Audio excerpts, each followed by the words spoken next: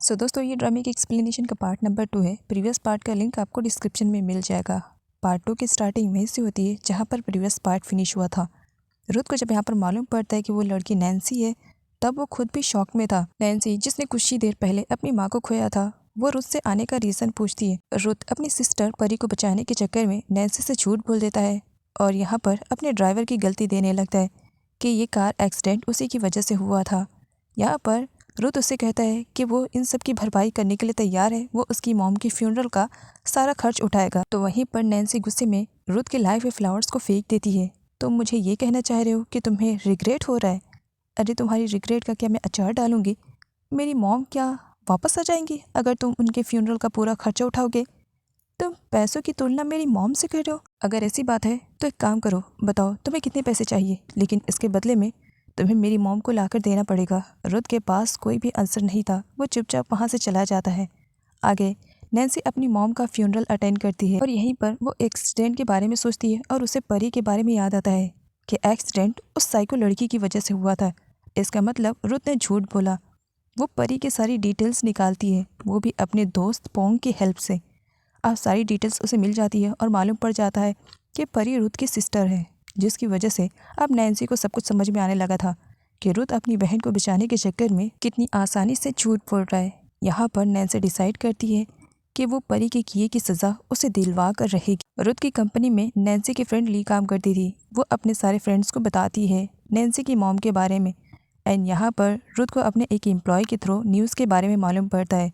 News तेज़ी से viral हो रही थी जो कि परी के रिलेटेड था। अब यहाँ पर रुथ बहुत बुरी तरीके से डरने लगता है कि अगर उसने इन सारी चीज़ों पर एक्शन नहीं उठाया तो जल्द ही उसका पूरा बिजनेस बर्बाद हो सकता है, उसकी इमेज ख़राब हो जाएगी।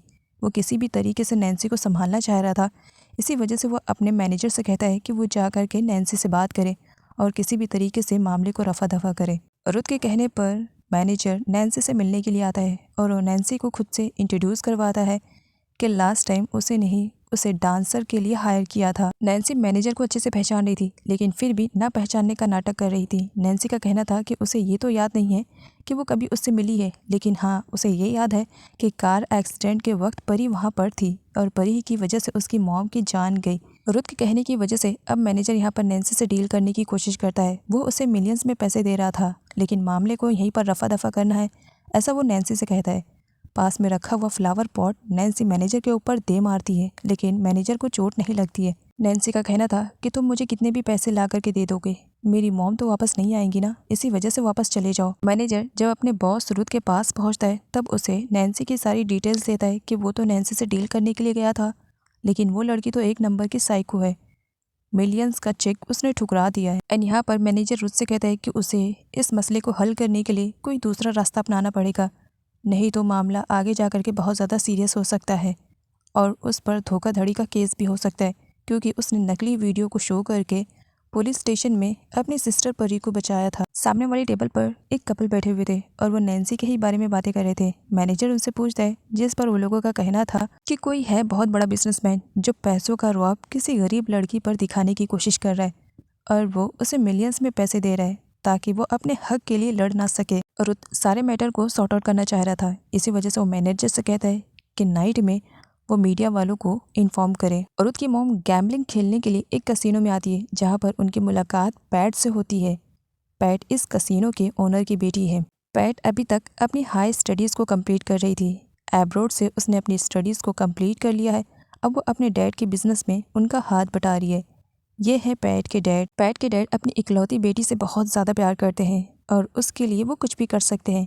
एंड यहाँ पर उन्होंने अपनी बेटी को गिफ्ट में एक बिल्डिंग ही खरीद कर दिया था ताकि वहाँ पर वो अपना कोई बिजनेस स्टार्ट कर सके। जुआ खेलने की बुरी लत टी की मॉम को भी है। वो भी कसिनो में जुआ खेलने के लिए आई हुई थी, लेकिन वो अपनी फ्रेंड्स से नैन्सी के ही बारे में बातें कर रही थी कि उस लड़की के साथ कितना ज़्यादा गलत हुआ। और पीछे से रुथ की मॉम ये सब कुछ सुन लेती हैं और रुथ की मॉम और टी की मॉम की कभी भी बनती नहीं है, आपस में दोनों हमेशा लड़ाई झगड़े करते रहते हैं। टी को भी एक न्यूज़ के थ्रू मालूम पड़ जाता है कि कार एक्सीडेंट में नैन्सी की मॉम की डेथ हो गई है, लेकिन इतना सब कुछ जानने के बाद भी वो रोमांस में लगा हुआ था। रुथ परी के पास कॉल करता है और उसे जल्द से जल्द अपने भेजे हुए एड्रेस पर आने के लिए कहता है, जिसकी वजह से परी को बहुत ही ज़्यादा बुरा लगता है कि उसका पूरा का पूरा मूड ऑफ हो गया है। रुथ परी और अपनी रेपुटेशन को बचाने के चक्कर में मीडिया वालों के सामने झूठ बोल रहा था कि वो सिर्फ एक एक्सीडेंट था, किसी ने जानबूझकर कुछ नहीं किया था, और जो न्यूज़ वायरल हो रही है वो फेक है, ऐसा रुथ सभी लोगों को बता रहा होता है।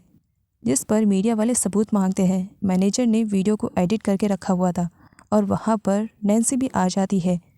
रुथ का मैनेजर सभी लोगों को वीडियो शो करता है जो कि एक फेक वीडियो थी और इसे रुथ ने खुद से ही एडिट करवाया था। मीडिया वालों को रुथ की बातें सच लगने लगती है तो वहीं पर नैन्सी चिल्लाकर बोलती है कि ये फेक वीडियो है, ये झूठ वीडियो है और ये सब कुछ वो साबित कर रहेगी।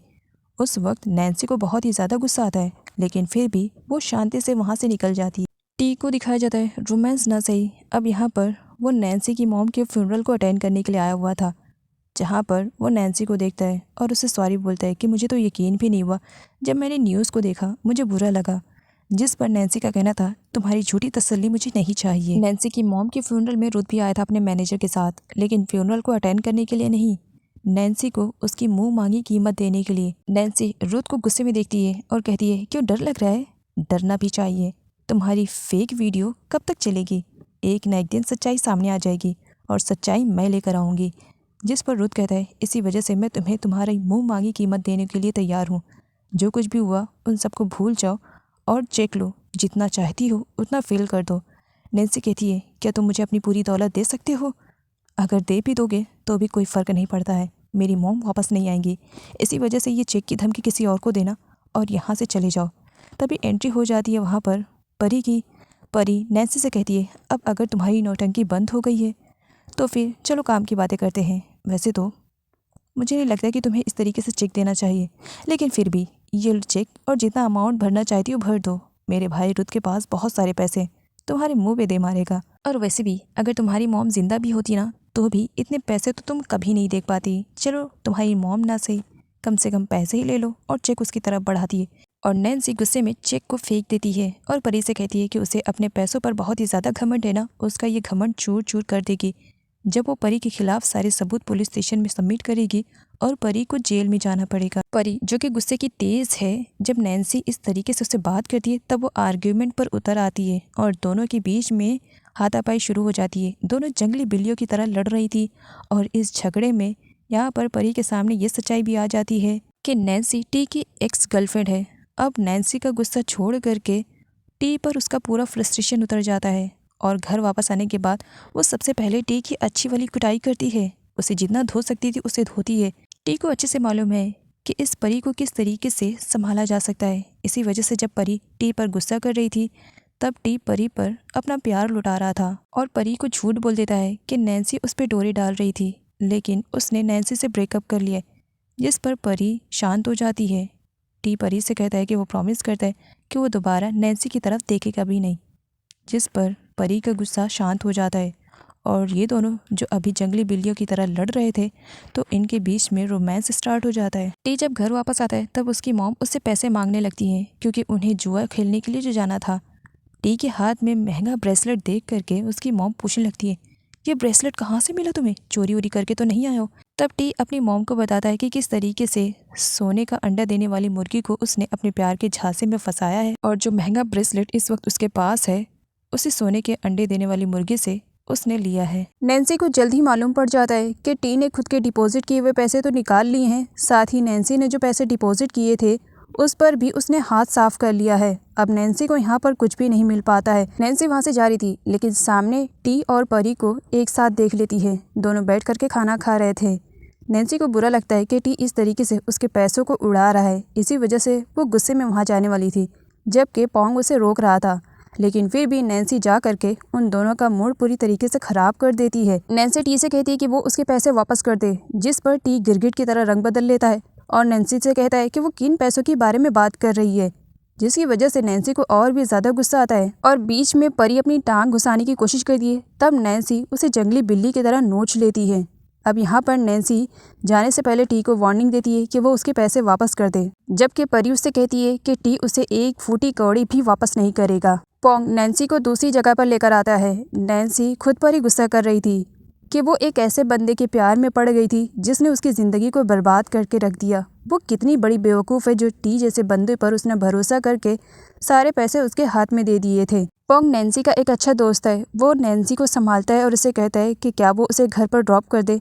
नैन्सी कहती है नहीं, मैं चली जाऊंगी। कोइंसिडेंटली रुथ भी वहीं पर ही था और वो नैन्सी की सारी बातें सुन चुका था। नैन्सी की लाइफ में एक प्रॉब्लम जा ही नहीं रही थी तो दूसरी इंटर कर लेती है। नैन्सी जब घर वापस आती है तब उसे नोटिस बोर्ड मिलता है कि जल्दी उसके घर को सील कर दिया जाएगा अगर उसने जल्द से जल्द इंस्टॉलमेंट के पैसे पे नहीं किए। जबकि नैन्सी परेशान थी क्योंकि इंस्टॉलमेंट के पैसे हर महीने वो पे कर दिया करती थी। अब वो सारा रिकॉर्ड ढूंढ रही होती है लेकिन उसके पास एक भी रिकॉर्ड नहीं था क्योंकि सारे पैसे भरोसा करके वो टी के हाथों में दे दिया करती थी और टी अपनी पॉकेट में डाल लिया करता था। नैन्सी को मालूम नहीं, उसकी फ्रेंड उसे सजेस्ट करती है कि उसे जा करके इंक्वायरी करनी चाहिए। इसी वजह से वो बैंक में आती है जहाँ पर उसकी मुलाकात रुथ से होती है। नैन्सी जब वहाँ पर रुथ को देखती है तब उसे कहती है क्या तुम मेरी जासूसी कर रहे हो? जिस पर रुथ कहता है तुम जिस जगह पर खड़ी हो उसका ओनर मैं हूँ, इसी वजह से तुम मुझे बता सकती हो कि तुम यहाँ पर क्यों आई हो। नैन्सी रुथ को अपना दुश्मन मानने लगी थी। इसी वजह से रुथ से काफ़ी रूडली तरीके से बात करती है और रुथ से कहती है कि वो अपने काम से काम रखे। वो वहाँ से चली जाती है लेकिन रुथ को नैन्सी के फ्रेंड ली के थ्रू मालूम पड़ जाता है कि नैन्सी के लाइफ में इस वक्त क्या चल रहा है और वो यहाँ पर क्यों आई थी। नैन्सी पूरी तरीके से आग बगौला थी। वो टी के पास जाती है और उससे कहती है कि उसने इंस्टॉलमेंट के पैसे भी अपने जेब में डाल लिए। नैन्सी टी पर केस करने की जब धमकी देती है तब सामने परी आ जाती है जो कि टी की ढाल बनी हुई रहती है। नैन्सी परी से कहती है कि वो दुनिया की सबसे अनलकी लड़की है जो टी जैसे बंदे के प्यार में पड़ गई है। आगे चल करके जिस तरीके से टी ने पैसों के लिए नैन्सी को छोड़ दिया है वैसे ही किसी और के लिए वो परी को भी छोड़ देगा। तब परी नैन्सी को चैलेंज करती है कि टी उसके साथ लॉयल रहेगा और वो दोनों एक दिन हस्बैंड वाइफ बनेंगे। टी परी से जो पैसे हथियाया करता था झूठ बोल करके, आधे पैसे वो खुद रखता था और आधा पैसा वो अपनी मॉम को दे दिया करता था, जबकि उसकी मॉम वो अमाउंट गैम्बलिंग में उड़ा दिया करती थी। नैन्सी पैट के डैड के पास आती है क्योंकि पैट के डैड के पास ही नैन्सी का घर है। यहाँ पर वो रिक्वेस्ट करती है कि वो उसके घर को ना लें। वो कुछ दिन का टाइम मांगती है और इंस्टॉलमेंट सारा पे करने के लिए भी कहती है, जिस पर पैट के डैड मान जाते हैं। टी की मॉम अपने फ्रेंड से परी के बारे में बातें कर रही होती है कि किस तरीके से उनका बेटा परी को लूट रहा है। परी की मॉम पीछे ही खड़ी रहती है और वो सब कुछ सुन लेती हैं। इसी वजह से वो परी से अकेले में मिलने के लिए जाती हैं। यहाँ पर वो परी को समझाने की कोशिश करती है कि जिस बंदे के प्यार में वो पड़ी हुई है वो बिल्कुल भी अच्छा नहीं है, लेकिन टी के प्यार की पट्टी बंधी हुई थी परी की आंखों पे। इसी वजह से उसे कुछ भी नहीं दिखाई दे रहा था और ना ही सुनाई दे रहा था।